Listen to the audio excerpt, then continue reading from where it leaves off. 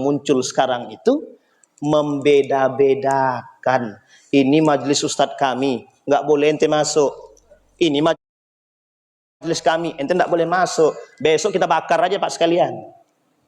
Benar Pak. Mohon maaf Pak, itu terjadi pada Nabi. Terjadi. Pada masa baginda Nabi Muhammad SAW ada kelompok namanya munafik. Membangun masjid, nama masjidnya Masjid Dirar. 500 meter di depan Masjid Kuba. Coba bayangkan, masjid dibangun untuk membunuh Nabi, untuk memecah belah umat muslim. Itu masa Nabi Pak. Sekarang Nabi tak ada, sahabat tak ada, tabi'in tak ada, tabi'in tak ada. Kira-kira apa yang mereka lakukan? Lebih parah daripada itu. Sampai di sini bisa dipahami Pak ya. Jadi kita ini sekarang sedang bingung Pak. Di depan musuh, belakang musuh, kanan musuh, kiri musuh. Kalau kita semua terpecah belah, kata beliau tadi betul. Membangun persatuan. Kalau sempat kita terpecah belah Pak, habis Pak. Jangan sampai besok yang datang ke masjid nih cuman imam, muazin, dia semua. Dia imam, dia muazin, dia makmum. Gimana tuh Pak? Sampai di sini bisa dipahami. Tanda kiamat. Kata Nabi, tanda kiamat itu salah satunya masjid kosong. Yang ngisi siapa? Yang ngisi syaitan. Na'udzubillahi tsumma na'udzubillah. Tapi Bapak Ibu sekalian yang berbahagia, jangan maulid nabinya banyak, pas sholat jamaahnya tak ada. Ini masalah Pak, masalah betul. Kami waktu itu Isra wal Mi'raj di salah satu daerah di Sorek 1 itu, sebelum pas sholat Isya itu, Masya Allah, sopnya tak sampai satu Pak, tak sampai satu. Pas kajian Isra Mi'rajnya penuh masjid tuh Pak. Saya bilang, kemana makhluk-makhluk goib yang tadi nih? Saya bilang, nggak datang. Lekuk pas ketika kajian rame. Ternyata ada makan kambingnya Pak. Astagfirullah wa atubu. Pas itu masalah juga tuh. Jadi pas makan kambingnya memang kita perlu cara dan strategi. Mohon maaf ya Pak, tetangga kita sebelah itu. Tetangga kita sebelah, ya kita mengambil contoh Pak. Tetangga kita sebelah itu doktrinnya kuat memang. Mengapa ketika mereka kajian, masjid mereka tuh rame bukan main. Tapi ketika masjid kita, alhamdulillah, penghuninya cuma imam, makmum, dia semua. Itu kita bingung Pak. Pas kajian yang datang cuma 1, 2, 3, sampai 10 orang, itu udah 20 orang, udah paling banyak Pak. Tapi kajian mereka hampir setengahnya penuh Pak. Bagaimana cara mereka mendoktrin? Ini penting Pak. Maka saya juga melihat itu ada teman-teman kita yang dari jamaah tabligh itu sangat konsisten sekali. Kita butuh juga orang-orang seperti itu Pak. Untuk membangkitkan semangat-semangat dakwah kita Pak. Karena memang yang hilang dari tubuh kita sekarang itu. Kita ini lemah betul. Kita ini lemah, persatuan kita lemah. Sehingga kita diobrak-abrik dari dalam, dari luar, dari atas, dari bawah, dari kanan. Semua kita dihabisin. Maka kita butuh kebersamaan. Kata Kunto Wijoyo itu, udah nggak saatnya Pak, kita ini mikir soleh sendiri, nggak saatnya. Kita harus soleh berjamaah. Tahu Bapak Ibu soleh berjamaah maksudnya? Yang tadi disampaikan oleh Syekh Hashim Al-As'ari yang dinukil dari hadis Nabi. Apa kata dia? Ajak kawan kita sholat berjamaah. Perhatian seorang muslim terhadap muslim yang lain wajib. Misal. Ini contoh nih Pak Kades ya. Misal ada pemimpin kita yang salah. Bapak Ibu apa hukum memperingatinya? Mengingatkan pemimpin kita yang salah. Jangankan pemimpin yang salah, siapapun saudara kita yang salah, apa hukum mengingatkannya, menasehatinya? Wajib. Kalau tidak dinasehati, kita berdosa. Tapi kalau sudah kita mengingatkan, dia tak mau dengar, sudah berkali-kali, tarik dia. Tapi kalau tak kuat juga kita tarik, biarkanlah. Jangan dibiarkan Pak. Ini kita perlu contoh dari teman-teman jamaah tabligh Pak. Jadi saya punya paman itu, tukang preman lah pokoknya, preman. Keluar masuk penjara, kerjaan narkoba. Datang jamaah tabligh ke rumah, ditempelengnya. Datang kedua, ditendangnya. Pokoknya habis sampai 10 kali dipukulnya. Sayang ke-11 kali, capek dia mukul, capek dia nonjok. Apa kata dia? Ya udah saya ikut. Besok jangan datang ke rumah saya lagi kata dia. Oke kata jamaah tabligh tadi Pak. Sampai ke masjid tak mau pulang dia Pak. Sampailah hari ini alhamdulillah. Nggak mau dia, nggak mau melepaskan diri dia daripada masjid. Coba bayangkan. Jadi kita butuh orang-orang seperti itu untuk menggait. Nah kalau semua kita punya perhatian yang sama, saya kira insya Allah masjid kita pasti ramai. Yuk sama-sama kita ke masjid. Nah yang masalah kita nih sekarang, lisan kita nih tak bisa kita jaga. Nongkrong aja kau nih di situ. Tak ke masjid. Laki macam apa kau nih? Habis. Baru kita nak ajak ke masjid. Bukan mengajak tapi mencaci maki. Ini yang menjadi masalah. Mengapa kita harus mencaci tapi kita harus merangkul? Yuk sama-sama Pak. Kita butuh persatuan kita sekarang. Bapak Ibu sekalian yang berbahagia, Nabi sudah kata, umat muslim banyak tapi lemah semua Pak. Lemah semua. Ini kita ambil contoh dari kasus yang hari ini terjadi. Berapa banyak negara-negara Islam sekarang? Berapa banyak? Banyak banget. Negara Islam tuh banyak. Tapi mengapa negara Islam itu tunduk sama Amerika dan Israel? Kenapa tidak mau bersatu? Masalahnya sederhana saja. Fulus. Apa tuh Pak masalahnya? Fulus. Kalau tidak ada fulus kami mampus. Padahal negara kaya. Dubai kaya, Qatar kaya, Kuwait kaya, Bahrain kaya, Oman kaya, Arab Saudi kaya Pak. Tapi mengapa persoalan Palestina takut semua? Qatar sekarang dibomba. Qatar yang dibom sekarang. Yaman dihabisin. Qatar dihabisin. Masih diam semua Pak. Masih diam. Ini contoh yang paling besar yang kita lihat. Betapa umat muslim itu banyak tapi lemah, kata Nabi. Karena mereka terjangkit penyakit wahan. Apa itu wahan? Hubbud dunia wa karahiyatil maut. Wahan itu adalah cinta terhadap dunia dan benci kematian. Sampai di sini bisa dipahami Bapak Ibu? Itu yang kedua. Min husni islamil mar'i tarkuhu ma la ya'nihi. Yang ketiga kata Nabi, la taghdab, la taghdab, la taghdab. Ibnu Hajar al-Asqalani menambah, la taghdab falakal jannah. Jangan marah. Jangan marah. Jangan marah kata Nabi. Kata Ibnu Hajar al-Asqalani, jangan marah maka surga bagi dirimu. Ini maknanya dalam Pak, dalam sangat. Ini kita ambil contoh kasus anggota dewan dengan rakyat. Coba kalau seandainya kedua-duanya masih bisa meredam diri, apa yang terjadi? Insya Allah damai pun dampak. Tapi yang satu marah, dua-duanya berkelahi. Apa yang terjadi? Tiang-tiang pun ikut kena. Besi-besi pun hilang. Kaca-kaca hancur. Bangunan-bangunan habis. Mobil-mobil terbakar. Hanya karena hasutan syaitan. Kita tak bisa menahan amarah. Tapi itu sudah klimaks Pak Ustaz. Itu sudah kumpulan semua masalah. Mungkin. Tapi Rasulullah SAW mengajarkan kepada kita, garis pentingnya adalah, Bapak Ibu sekalian yang berbahagia, yuk sama-sama kita menjaga diri kita. Kita jaga amarah kita Pak. Ini penting sekali untuk kita. Apalagi di akhir-akhir ini, di akhir-akhir zaman ini. Kita jaga betul. Jangan mudah marah, cepat stroke, mati. Itu yang masalah kita kan. Orang selalu begitu kata orang tua kita zaman dulu. Jangan kau marah-marah, nanti kau stroke mati, alanta. Kata dia gitu. Habis. Bapak Ibu sekalian yang berbahagia. Ternyata makna kalimat la taghdab ini bukan tanpa dasar disampaikan Nabi. Nabi tahu Pak. Bagaimana nafsunya dan amarahnya umat di akhir zaman itu. Memang sangat-sangat besar. Sangat-sangat besar. Sehingga Nabi memperingatkan la taghdab falakal jannah. Kemudian yang keempat, apa kata Nabi? La yu'minu ahadukum hatta yuhibba li akhihi ma yuhibbu li nafsihi. Tidak beriman seseorang kata Nabi sampai dia mencintai saudaranya sama seperti halnya dia mencintai diri dia sendiri. Ini banyak korelasinya Bapak Ibu. Kita nih mencontoh Nabi, yang kita contoh mesti yang baik-baik. Pertanyaannya, pernahkah Nabi mencontohkan perbuatan tidak baik? Pernahkah Nabi mencontohkan perbuatan tidak baik? Bapak Ibu perlu dipahami, kita ini manusia. Fitrahnya kita itu kebaikan. Kalau kita melakukan kebaikan itu fitrah kita Pak. Memang fitrah kita itu. Tapi kalau kita melakukan kejahatan, kita sedang keluar dari fitrah kita sebagai manusia. Kita sedang keluar. Fa'aqim wajhaka lid-dini hanifa fitratallah fataran nas 'alaih. Fitrah kalian itu agama. Agama mengajarkan kepada kebaikan, regulasi. Begitu, harus itu aturan. Allah ciptakan kita, wa khuliqal insan, kata Allah. Aku ciptakan kalian wahai manusia dengan kalimat kha lam qaf.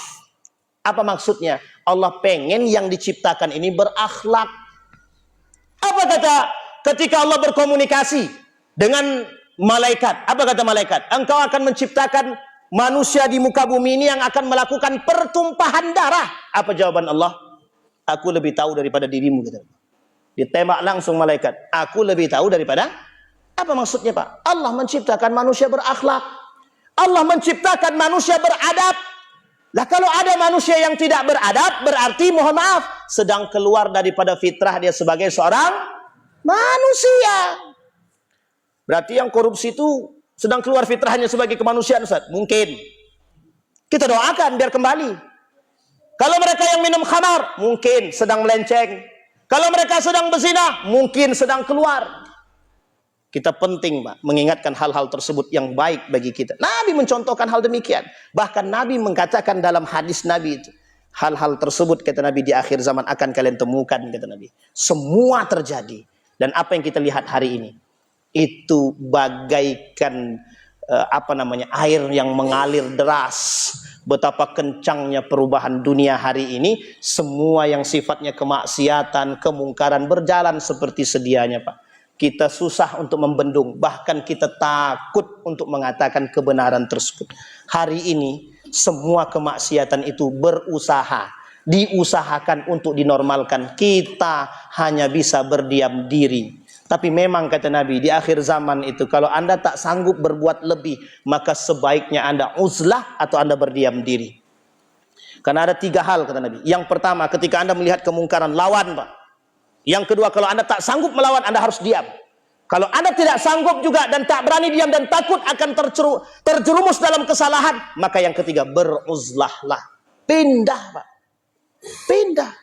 Imam Al-Ghazali, Sayyid Nursi melihat kekacauan yang terjadi di Turki pada masa 1925 sebelumnya, 50 tahun sebelum 1925. Apa yang dilakukan oleh Sayyid Nursi? Beruzlah, Pak.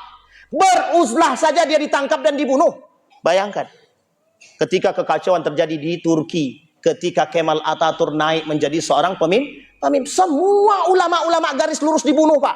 Dibunuh. Yang tidak mau ikut dengan dia habis. Sehingga apa yang dilakukan oleh Kemal Atatürk? Pertama, gerbang selanjutnya kemungkaran terjadi. Apa yang terjadi, Pak? Kemal Atatürk mengatakan, tidak ada azan pakai bahasa Arab. Tidak ada yang boleh belajar agama. Sekuler mulai masuk, kita dipisahkan daripada nilai-nilai agama. Sampai hari ini, kita merasakan betapa kita dijauhkan dari nilai-nilai agama. Sekolah kita dijauhkan dari nilai agama. Bahkan mohon maaf, pendidikan agama dikurangi. Coba bayangkan. Dulu parah lagi, Pak. Masuk orang-orang Syiah itu merusak Islam di dalam tubuh Islam itu sendiri. Dibuatnya buku-buku ajaran, dipakainya gambar-gambar babi kepada Umar bin Khattab, Utsman bin Affan, Ali bin kepada Abu Bakar Siddiq. Coba bayangkan, Pak. Kita tak punya tindakan, kita diam. Kita hanya bisa diam. Bapak Ibu sekalian yang berbahagia, apa yang ingin saya sampaikan dari poin yang terakhir ini? Pak, Bu, kalau kita diam terhadap kemungkaran, jangan salahkan ketika kemungkaran itu merajalela. Kalau kita yang sadar akan kemungkaran dan kita biarkan kemungkaran itu terus berjalan dan kita tidak menasihati, maka kita harus bersiap dengan dampak daripada kemungkaran itu sendiri. Kita ambil contoh sederhana. Kalau kita membiarkan orang berzina yang ada di dekat rumah kita, maka Allah akan cabut keberkahan dan Allah turunkan azab. Maka apa yang terjadi? Kita pun ikut terdampak daripada azabnya Allah. Sekalipun ada ulama, ada ustadz yang tinggal di situ. Sekalipun. Karena diamnya orang yang mengerti dan alim terhadap kemaksiatan, maka menjadi penyebab atas turunnya azab dan cobaan dari Allah Subhanahu wa ta'ala. Nabi kata Nabi, "Man kana yu'minu billahi wal yawmil akhir, la yu'minu ahadukum hatta yuhibba li akhihi ma yuhibbu li nafsihi." Ini penting, Pak. Ada anak-anak kita, enggak usah menunggu, Pak. Kalau ada kemungkaran di depan mata kita, tegur. Ada saudara kita minum khamar, "Dek, jangan minum khamar." "Iyalah, aku tak minum di sini tapi aku minum di belakang, sama aja." Jangan. Saya pernah, Pak, nih mohon maaf nih cerita nih. Jadi ketika dia minum di Indomaret, dia minum di depan Indomaret. Saya ingatin Pak, ditempelengnya Pak. Astagfirullahaladzim, saya tempeleng balik lah. Jadi memang itu masalah juga tuh. Karena kita kadang-kadang harus berani dan tidak berani. Apa kata tetangga itu? Aku kalau orang mabuk aku tak berani Ustaz. Dibunuhnya pun aku mau kata dia. Awak dibunuhnya kata dia. Ya memang. Tapi Bapak Ibu, kalau kita sendiri mungkin ada ketakutan. Tapi kalau kita berjamaah, kira-kira apa yang perlu kita takutkan? Orang yang mati dalam menyelesaikan persoalan kemungkaran, apa yang ganjaran yang dia dapatkan? Mati syahid Pak. Mati syahid. Orang yang berjuang mati syahid, dan mereka memperjuangkan melawan daripada kemungkaran, mati syahid Pak. Dan kita masuk ke dalam surga tanpa hisab. Masuk ke dalam surganya Allah tanpa hisab. Nah, Bapak Ibu sekalian yang berbahagia, dari poin ini kita bisa mempelajari Pak, betapa pentingnya kita memperingati Maulid Rasulullah sallallahu alaihi wasallam. Bapak Ibu, di akhir saya tutup dengan sejarah. Saya ingin sampaikan kepada Bapak Ibu, Nabi Muhammad sallallahu alaihi wasallam Nabi Muhammad sallallahu alaihi wasallam tidak pernah lepas daripada perjuangan, tak pernah setitik pun tak pernah. Nabi lahir, tidak ada satu wanita pun yang mau menyusui Nabi, tidak ada. Satu wanita pun tidak ada yang mau menyusui Nabi. Karena ada kebiasaan orang Arab, anak yang baru lahir harus dibawa keluar kota. Khawatir akan terjangkit virus-virus perkotaan. Apa yang terjadi Pak? Ketika Nabi dibawa ke pasar Ukas, tidak ada satu wanita pun dari Bani Sa'ad yang mau menyusui baginda Nabi. Termasuk Halimatus Sa'di, nggak mau Pak. Sedih Pak, sedih, begitu sedih. Kenapa? Ketika Siti Aminah tak lagi berhasil mengeluarkan ASI, menangis Pak, dari pagi sampai malam menangis. Datang wanita pertama yang menyusui Nabi, Suwaibah. Suwaibah menyusui Pak, ternyata cepat habis, menangis lagi. Tidak ada satupun yang bisa menyusui. Datang Ummu Aiman, orang yang ketiga. Aminah, Suwaibah, Ummu Aiman. Siapa Ummu Aiman tuh ibu-ibu? Ummu Aiman siapa Bu? Assalamualaikum. Ummu Aiman itu tinggal bersama Siti Aminah, yang selalu menemani Siti Aminah, yang kelak menjadi ibu angkatnya baginda Nabi Muhammad sallallahu alaihi wasallam. Harus paham Pak sejarah Pak. Seketika itu disusuilah oleh Ummu Aiman. Ternyata cuma 5 hisapan, habis itu asinya habis, menangis sejadi-jadinya Pak. Di pasar Ukas datang perempuan-perempuan dari Bani Sa'ad 30 menit dari kota Mekah, dari Masjidil Haram. Tak ada satupun yang mau menyusui. Tahu Bapak Ibu alasannya Pak? Miskin. Sekarang Pak, orang miskin menangis. Kenapa menangis? Setiap datang ke rumah meminta diusir. Tapi jika datang yang bupati ke rumah tersebut, karpet merah kami sediakan. Betul apa tidak? Hai mak, tumpas ini semangat betul. Ini berarti isi hati yang tertanam sudah lama tak tersampaikan atau sampaikan. Kalau yang datang berpangkat, ya Allah ya Rabbi, apa yang ada di belakang dek, beras-beras itu keluarkan sekali. Tapi coba yang tak mampu datang, usir. Kalau perlu jangan tutup, jangan buka pintu. Kita Masya Allah. Sabar Wan, sabar. Ini kenyataan Pak, kenyataan betul. Saya berhadapan dengan seorang pemuda, ya memang dia badannya masih sehat Pak. Meminta-minta, diusir, dicaci maki sama ibu-ibu. Mohon maaf ibu-ibu ya. Dicaci maki Pak, sedih hati saya Pak. Habis itu saya bilang sama ibunya, kalau ternyata pemuda tersebut memang betul-betul sedang butuh makan, dan ibu mencaci maki dan tidak memberi, besok pertanggungjawaban ibu di akhirat, saya bilang gitu. Tidak mungkin ibu masuk surga, saya gitu kan langsung. Saking sakit hatinya Pak. Sedih Pak. Coba Bapak Ibu bayangkan, mohon maaf Pak, hari ini Bapak Ibu bisa makan. Bapak Ibu tidak tahu kehidupan generasi kita ke depan seperti apa. Bapak punya anak, punya cucu. Coba bayangkan cucu kita yang digitukan orang. Dan kita menyaksikan. Masya Allah, sedihnya di sini Pak. Itu yang terjadi dengan Nabi. Tak ada satu wanita pun yang mau Pak. Apa yang terjadi? Kembali dibawa oleh Siti Aminah dalam keadaan menangis ke rumah. Itu rumah dia yang di belakang Masjidil Haram Pak. Yang di belakang Masjidil Haram, yang berada di samping Jabal Kubais. Yang tak jauh dari situ ada kamar mandi bekas rumahnya Abu Lahab. Di bawahnya ada rumah Nabi, tempat kelahiran baginda Nabi Pak. Dibawa oleh Siti Aminah, dibawa balik. Apa yang terjadi, Pak? Apa yang terjadi? Nangis sepanjang hari. Di malam hari apa kata si Halimah Sa'diyah? Wanita dari Bani Sa'ad, apa kata Halimah? Aku tak fikirkan lagi sekarang. Pokoknya aku harus bawa anak itu pulang. Dan aku harus susui dia. Daripada pulang dengan tangan kosong. Sekalipun anak itu miskin dan yatim, tetap akan saya susui. Disampaikan kepada suami tercinta, Bang, pokoknya apapun alasannya, anak ini kita bawa pulang. Harus kita bawa pulang. Apa jawaban suaminya? Silahkan, kalau itu sudah menjadi keputusanmu. Keledai tak ada lagi air susunya. ASI tak keluar lagi. Anaknya Halimah menangis dua-duanya, Pak. Menangis di malam hari itu. Sampai Halimah khawatir, ini anak besok mati nih. Karena tidak bisa minum, Pak. Tak ada ASI. Orang miskin, Pak. Sementara di kampung halaman, di perkampungan Bani Sa'ad, tanaman-tanaman mereka tidak tumbuh. Apa yang terjadi, Pak? Datang ke rumah Siti Aminah. Apa dia kata? Kami tetap akan bawa anak ini pulang. Apapun itu alasannya. Bayangkan. Ketika baginda Nabi Muhammad SAW diserahkan oleh Siti Aminah kepada Halimah, tangan Halimah yang tadinya bergetar menjadi kuat dan bertenaga, yang tidak dimiliki oleh siapapun. Apa yang terjadi, Pak? Ketika Halimah menyusui Nabi, tidak berhenti ASInya keluar. Sampai anaknya dua-dua menyusui selesai.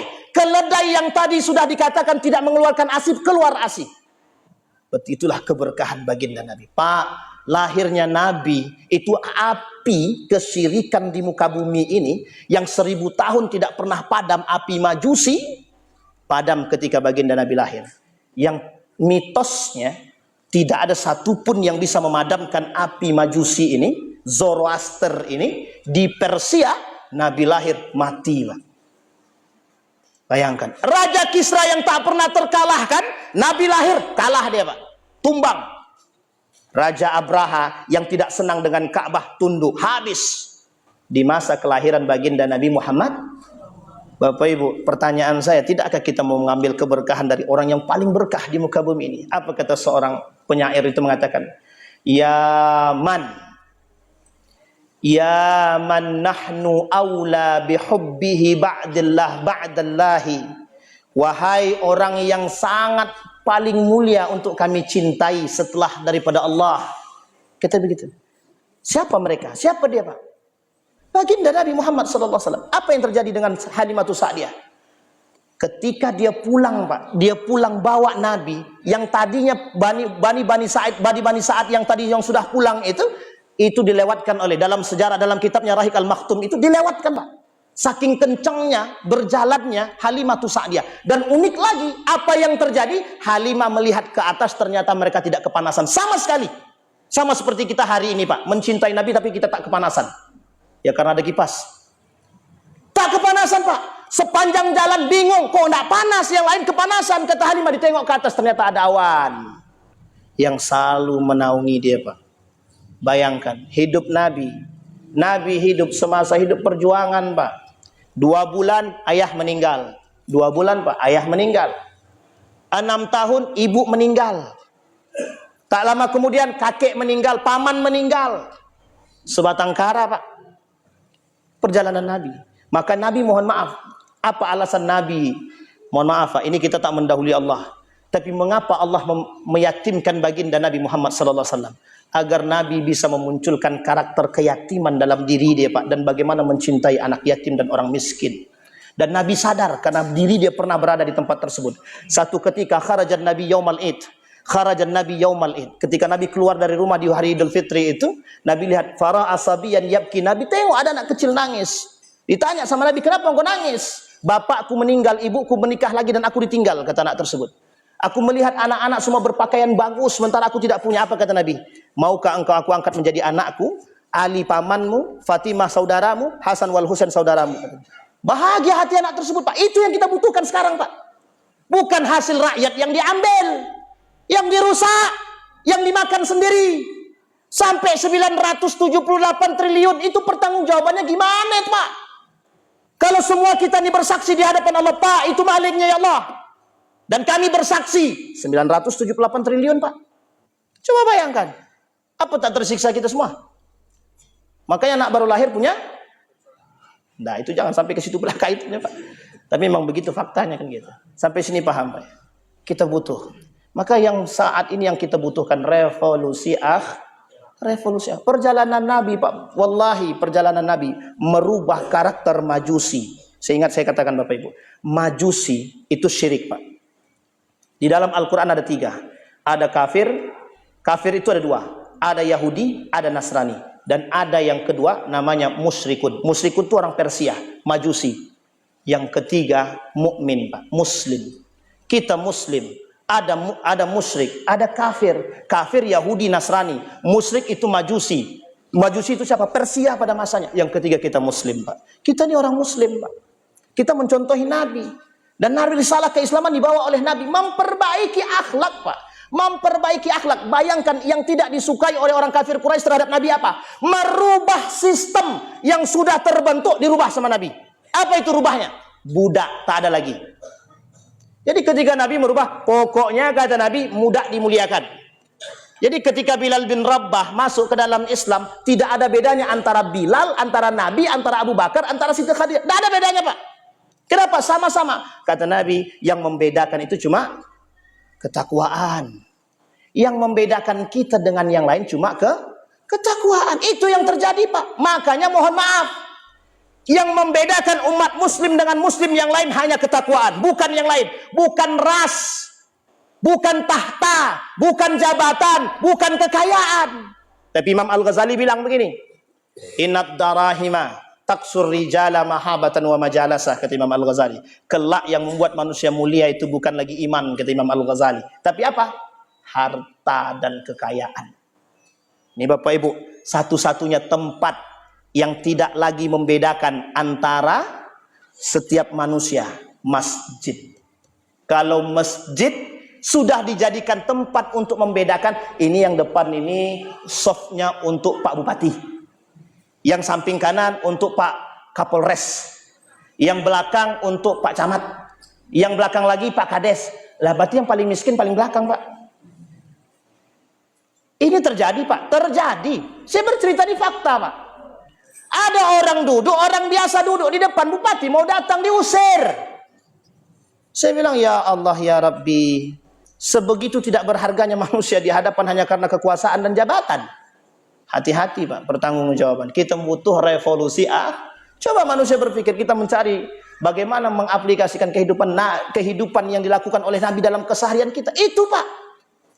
Nabi jujur, Nabi baik. Nabi berakhlak, sopan, santun. Itu yang kita pinginkan sekarang. Bagaimana lisan kita berkata dengan baik. Bagaimana kita mendidik anak dengan cara yang baik. Bagaimana pendidikan yang kita berikan agama menjadi pondasi pertama dalam rumah tangga. Itu yang menjadi solusi kita hari ini. Maka mohon maaf, kenapa Islam hari ini runtuh? Disebabkan karena umat muslim tidak pede dengan keislaman. Tidak pede. Nah sekarang Bapak Ibu, kenapa saya katakan saya bahagia di sini? Karena salah satu identitas keislaman kita yang nampak dengan kegiatan-kegiatan Maulidir Rasul, Zikra Maulidi Rasulullah sallallahu alaihi wasallam, Isra wal Mi'raj, tahun baru dan acara-acara yang lain. Dan hidup Pak rame. Siapa yang tak bahagia dengan hal-hal seperti ini? Yang tidak bahagia dengan hal seperti mereka yang tidak beriman. Mereka yang tidak bahagia dengan penyebutan, mereka yang tidak bahagia dengan memperingati kelahiran Nabi dan menyebutkan karakter-karakter Nabi yang menjadi poin utama dalam kehidupan, mereka tidak beriman. Dan di sini kita lihat betapa kuatnya persatuan. Bayangkan tadi malam maulid, kemarin maulid, sekarang maulid, orang itu juga. Coba bisa begitu? Kalau di sana, tadi malam aku udah maulid, selesai daturnya. Udah banyak daturnya. Coba sekarang maulid, besok maulid, isinya sama. Kelahiran Nabi, tapi tak pernah bosan. Bertahun-tahun. Ada yang 70 tahun, selama 70 tahun dia hidup, ikut terus. Pertanyaannya apa perubahannya? Itu yang paling penting. Sampai sini paham Pak ya? Jadi kita harus paham Pak, betapa peringatan seperti ini sangat penting betul untuk kita terapkan. Agar kecintaan kita kepada baginda Nabi Muhammad SAW menjadi satu sebab mendapatkan syafaatnya kelak di hari kiamat. Mau Bapak Ibu dapat syafaatnya? Mau Bapak Ibu? Yakin? jangan berhenti bersolawat. Jangan berhenti bersolawat. Allahumma salli ala Sayyidina Muhammad wa ala ali Sayyidina Muhammad. Jangan pernah berhenti, Pak. Lisan kita, Pak. Ini mohon maaf, Pak. Satu cerita yang fakta betul. Kebetulan adik saya, Pak. Ini sudah terlambat. Dan tidak ada kata-kata lagi. Yang pokoknya tidak ada kata-kata, ini sudah pasti terlambat. Pesawat terbang jam 11 lebih 15. Dia baru berangkat dari rumah, jarak tempuh 30 menit. Baru berangkat jam 11 tepat. Kira-kira dalam akal manusia sampai enggak? Sampai enggak, Pak? Enggak akan sampai, Pak. Tapi saya bilang sama dia, kebetulan saya nyetir, jangan pernah berhenti bersolawat. Pasrah sama Allah. Kalau memang bukan haknya ente untuk berangkat, enggak akan berangkat. Tapi sepanjang jalan saya tak pernah mendengarkan dia berbicara lain selain daripada solawat, Pak. Apa yang terjadi? Pesawat itu delay. Pesawat itu delay. Coba bayangkan. Kalau bukan karena kerasa cinta kita kepada baginda Nabi Muhammad SAW. Jadi Pak, orang yang lisannya terbiasa mengucapkan salawat, itu mesti lisannya baik. Orang yang terbiasa mengucapkan salawat akan dimatikan dalam mengucapkan salawat. Bapak Ibu mau enggak mati dalam keadaan mengucapkan salawat? Nah, kita doa sama-sama. Doa kematian. Orang yang terbiasa lisannya mengucapkan kebaikan, istighfar, salawat, berzikir, Allah matikan dalam keadaan kebiasaan. Dan salawat penting bagi kita, Pak. Wallahi, kalau ada yang mengatakan orang bersalawat itu mau Allahumma salli ala Sayyidina Muhammad ataupun Allahumma salli ala Muhammad, mereka akan mengatakan hal seperti ini dan mereka katakan itu melakukan bid'ah yang besar, dalah menyesatkan, la yu'min. Mereka bukan orang yang beriman. Bukan orang beriman. Allah menjawab, Pak. Fakta yang saya temukan. Bapak Ibu, mohon maaf. Setiap kita memiliki urusan apapun, kata guru saya, jangan pernah berhenti bersalawat. Saya mau beli mobil, misal Bapak Ibu mau beli motor, mau beli sepeda, salawatin dulu Pak sepeda itu, Pak. Salawat aja, datang ke toko sepeda itu, Allah mas, selawatin terus. Kalau perlu tiup aja, tapi jangan disimbuhkan ya, jangan diludahkan, jangan ditiup aja. Insya Allah, Pak. Insya Allah. Kalau haknya kita mesti kita akan. Kalau tidak, Allah kasih yang lebih baik. Kita butuhnya motor, itu kebutuhan kita. Tapi ternyata Allah tahu kebutuhan kita, Allah kasih mobil. Syukur apa tidak? Ya, kalau di atas pasti kami syukur. Kalau di bawah, kalau kita butuhnya motor tapi dikasihkan sepeda, tetap bersolawat, tetap bersyukur, harus. Nah, ini yang penting, Pak. Allahumma salli ala Sayyidina Muhammad wa ala ali Sayyidina Muhammad. Kemudian Bapak Ibu, saya berharap kepada kita semua, berdoalah kepada Allah. Ya Allah, setidaknya kita diberikan kesempatan satu kalilah seumur hidup bermimpi bertemu dengan baginda Nabi Muhammad sallallahu alaihi wasallam. Salahkah kita bermimpi bertemu dengan baginda Nabi? Tidak salah, Pak. Kita ini berharapnya itu cuma Bapak Ibu, ketika Bapak Ibu bertemu dengan seorang, mohon maaf, kita ambil Ustadz Abdul Somad misalkan, kita ambil Ustadz Adi Hidayat contohnya, atau asatid yang lain, bahagia tidak kita ketemu dengan mereka? Sekarang bagaimana dengan wajah baginda Nabi Muhammad sallallahu alaihi wasallam? Menjadi poin penting bagi kita, Pak. Takkah kita pengen melihat wajah yang terus bersinar? Masya Allah. Astagfirullah. Jadi Pak, saya pernah berdoa kepada Allah, tapi belum dikabulkan sampai hari ini. Tapi saya berharap dalam doa. Bulan Juli kemarin saya berangkat umrah. Ya Allah, di depan Ka'bah tak pernah berhenti. Ya Allah, setiap malam saya di situ. Saya bilang, ya Allah, satu aja harapan saya. Saya pengen sekali ketemu dengan Nabi meskipun dalam mimpi, hanya dalam mimpi. Saya pengen tahu wajah seindah apa. Karena kalau kita melihat, mohon maaf, dalam hadis Nabi itu, oh indah sangat, indah sangat. Orangnya baik, lembut, tutur katanya. Sekarang saya pengen tahu bagaimana wajah yang indah itu, yang tak pernah bosan untuk dilihat, yang tak pernah bosan. Ada seorang ulama bermimpi bertemu dengan Nabi. Apa dia kata? Andai kata aku boleh bermimpi, andai kata aku boleh meminta kepada Allah, ya Allah, jangan kau hapuskan mimpiku bertemu dengan Nabi sepanjang malam hidup. Kalau bisa setiap malam aku bermimpi, dan jangan pernah tidak bermimpi, dan jangan, kalau bisa jangan hidupkan aku, jangan bangunkan. Coba bayangkan, Pak. Ada seorang ulama dari Damaskus bermimpi bertemu dengan Nabi 5 kali, Pak. Dalam satu hari, dalam 5 hari, setiap malam dia bertemu dengan Nabi. Tapi dalam mimpi tersebut ada perintah. daripada baginda Nabi. Apa kata baginda Nabi? Kata baginda Nabi, bertemulah dengan fulan bin fulan. Katakan kepada dia bahwa dia adalah ahli surga. Bapak Ibu tahu apa yang terjadi? Ulama ini dari Damaskus, Syam, berangkat Pak menuju kota suci Makkatul Mukarramah, bertemu dengan ulama yang ada di Mekah. Apa kata ulama di Mekah? Apa yang membuatmu datang ke sini? Saya ingin bertemu dengan fulan bin fulan di daerah tersebut. Berangkat Pak sampai ke tempat tersebut. Apa yang terjadi? Apa kata orang satu kampung? Mengapa engkau ingin bertemu dengan fulan bin fulan ahli maksiat? Dan satu kampung terkenal pelaku maksiat, pemuda tersebut. Tapi ulama tadi bermimpi bertemu dengan Nabi bahwa pemuda tersebut ahlul jannah. Coba bayangkan, pelaku maksiat tapi dalam mimpi dia bertemu dengan Nabi, dia menjadi ahlul jannah. Tahu Bapak Ibu apa yang dilakukan oleh pemuda tersebut? Sampai ke rumah pemuda tersebut, ditanya, aku tak yakin dengan penampilanmu. Pemuda itu sendiri tak yakin, aku pun tak yakin, kata dia. Aku maksiat, aku minum khamar, aku berjudi, kata pemuda tersebut. Tapi aku bermimpi bertemu dengan Nabi bahwa engkau ahlul jannah, engkau ahli surga. Setelah diusut punya usut, satu aja Pak. Gajinya bagi dua.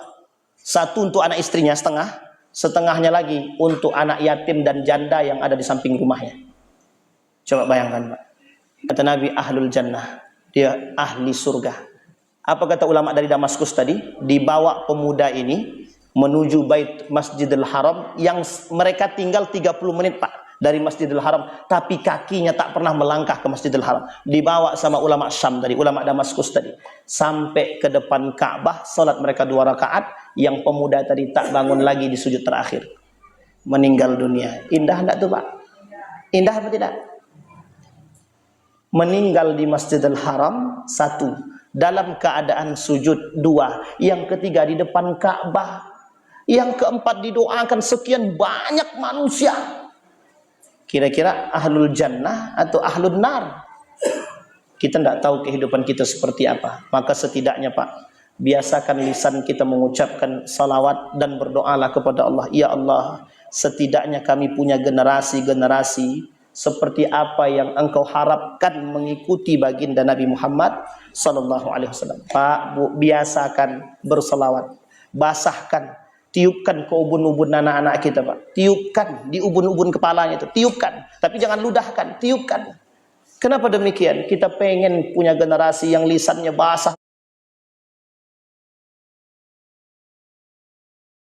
berselawat. Kita pengen yang lisannya basah dengan berzikir, dengan membaca Al-Quran. Ya Rab, indah Pak.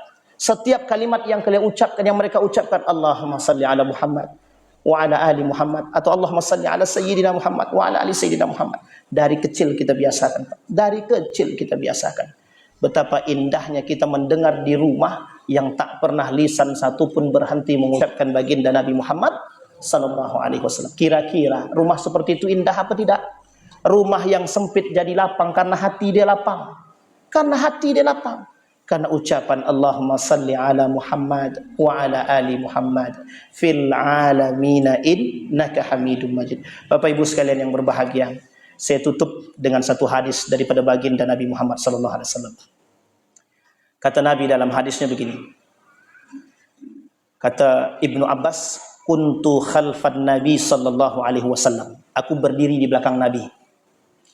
Kemudian Nabi berkata kepadaku, qal, ya gulam, hei anak bani ya gulam, hei anak muda, ihfazillah yahfazka. Jagalah olehmu Allah, niscaya Allah akan menjagamu. Mungkin kita tak mungkin menjaga Allah Pak. Kenapa? Allah lebih kuasa daripada kita.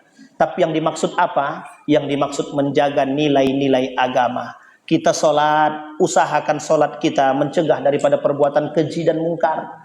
Kita sholat, usahakan sholat kita mencegah lisan kita dari berkata yang kotor. Kita sholat, usahakan sholat kita mencegah lisan kita meneguk yang haram.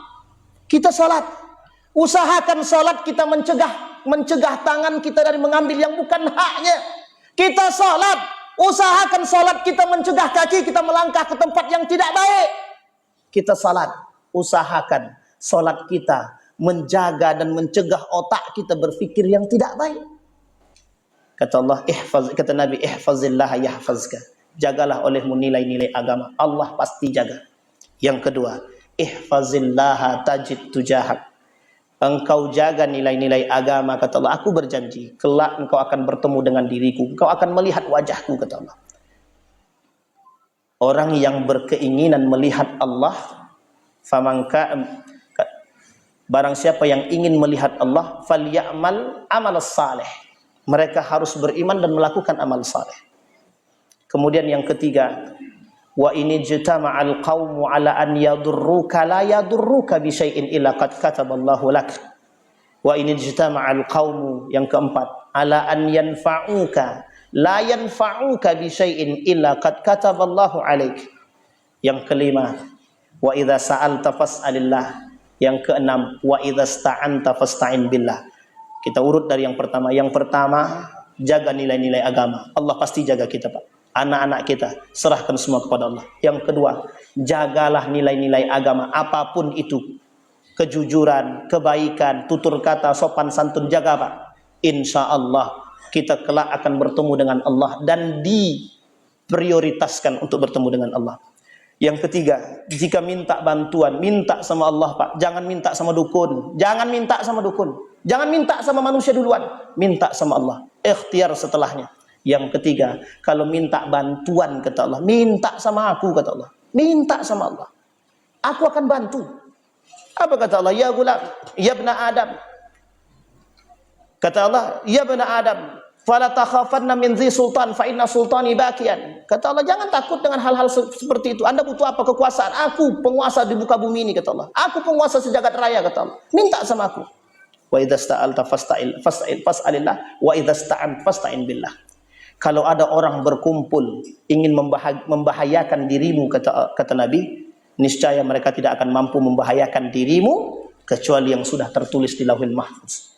Dan jika ada orang yang ingin mengambil manfaat dari dirimu, niscaya mereka tidak akan mampu mengambil manfaat dari dirimu kecuali yang sudah tertulis di Lauhul Mahfuz. Bapak Ibu sekalian yang berbahagia, tonggak utama kita sesuai dengan syair tadi. Ya man nahnu aula bihubbihi. Ya man nahnu aula bihubbihi ba'dallah. Tidak ada yang paling penting untuk kita cintai. Yang pertama adalah Allah. Yang kedua Rasulullah sallallahu alaihi wasallam. Melalui peringatan Maulid Nabi ini, sama-sama kita bentuk karakter moral yang baik, insya Allah. Dengan adab yang mulia akan tercipta peradaban Islam yang izzah, yang mulia, yang terhormat, yang sangat berkesan bagi kita. Insya Allah generasi kita adalah generasi yang menumbuhkan kembang kembali peradaban Islam di tengah dunia yang carut marut saat ini. Amin ya rabbal alamin. Fa'tabiru ya ulil absar la'allakum tuflihun. Assalamualaikum warahmatullahi wabarakatuh.